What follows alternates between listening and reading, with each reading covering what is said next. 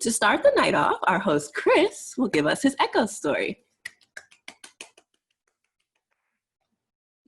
Well, I think about echoes, right? And during this pandemic, the one thing we hear all the time is wash your hands, wash your hands, wash your hands. And that brings me back to a time when I was about 7 or 8 years old, and I learned a really hard lesson about washing my hands. So let me explain. When I was a kid, in my neighborhood, I used to, climb trees all the time, roll down hills, throw rocks. I was a goddamn woodsman, all right? Loved being outside, and there was this one day where everybody was outside. It was like the planets aligned. We were all outside playing hide and seek, tag, everything, until the call of nature, right? So I had to use the bathroom. Number 2, the sequel, the big deal. So I run in the house as fast as I can, handle my business as fast as I can, barely wipe, jump up, and I'm heading back to go outside, and then I run into my mother. She looks at me and she goes, "Chris, did you wash your hands?" Now, let me tell you a little bit about my mom. So she was born in Haiti, poorest country in the Western Hemisphere, but not even in a hospital in Haiti. She was born in a house. So rough start from the beginning.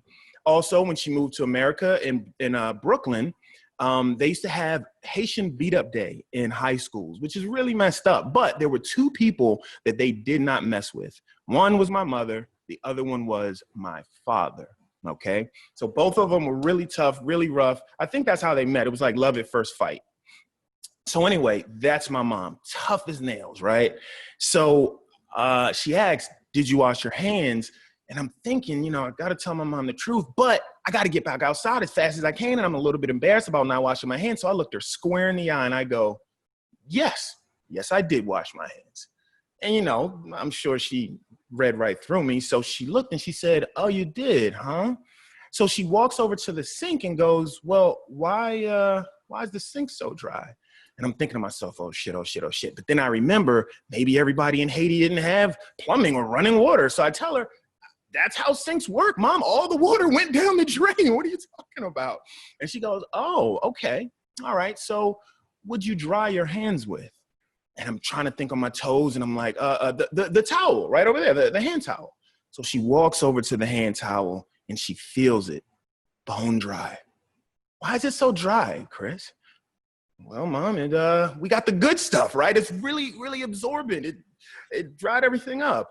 And she goes, "I don't know. Maybe you used the toilet paper to dry your hands. Is that what you did?" And I'm like, yep. You know what? Here I am thinking I used the towel. No, it was the toilet paper. Yep, you're absolutely right. So she goes over and looks in the trash can, completely empty.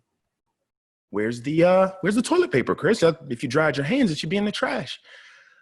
Oh, I'm stuck. I'm caught. I'm feeling really, really nervous. My sister's over there in the back. I'm looking at her for a little bit of, she's my big sister. So I'm looking for a little bit of guidance, trying to read her eyes, getting nothing from her. So then my mother says, "Chris, did you wash your hands?" So I feel like she's giving me a little, a chance here, right? Like a chance for some redemption. And so I say to her, yes, I did wash my hands.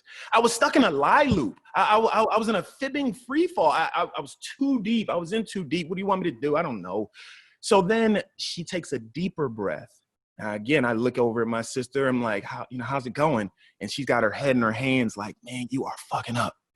And so she says, "One more time, Chris, did you wash your hands?" At this point, I had to give it up. So I say, "No, Mom, I didn't wash my hands." And so she says to me, "Okay, I'm gonna beat you." And I'm thinking, what kind of sixth sense of justice is this? Here I am showing courage and candor by telling the truth in this prison.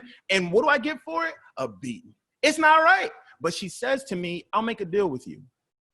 I'm going to let you choose the belt." I'm like, "What? I get to choose the belt?" Boom, I'm off to the closet. On the way out, I hear her saying, "Wait, there's one condition." I don't want to hear no conditions. I actually barely even knew what the word conditions meant at that age. So I run over to the closet. I'm sifting through all the belts, right? Looking through them, and then I see it. It's this green turquoise, thin, weightless little plastic looking belt. It's the one. If these belts were a football team, this belt would be the punter. It was terrible. So I grab it and I come walking back, full confidence, chest out, chin up. And I walk over to her and I hand it to her. My lady, weapon of choice. And she says to me, yeah, Chris, you should have listened to the conditions, because if I don't approve of the belt that you bring back, then I will choose the belt. My sister left the room. My mother went and retrieved what had to be forged from an ancient beast of some sort. I'm thinking, were there dragons in Haiti? What is this thing from? It was rough. And she was masterful in using it. When I tell y'all this ass whooping was the worst I've ever gotten in my whole entire life, I can still remember it till this day, and I'm a full grown man. It was bad. It was rough. But she did explain to me that it wasn't about washing my hands or not washing my hands. It was about telling the truth and my consistent lies to her. That was the problem. But I didn't really let that sink in until my ass stopped hurting. So the next day, I run into my boys and they're like, where were you? Where did you go? The hide and seek was at its best. What is wrong with you? You missed out. And I explained to them, I had to wash my hands.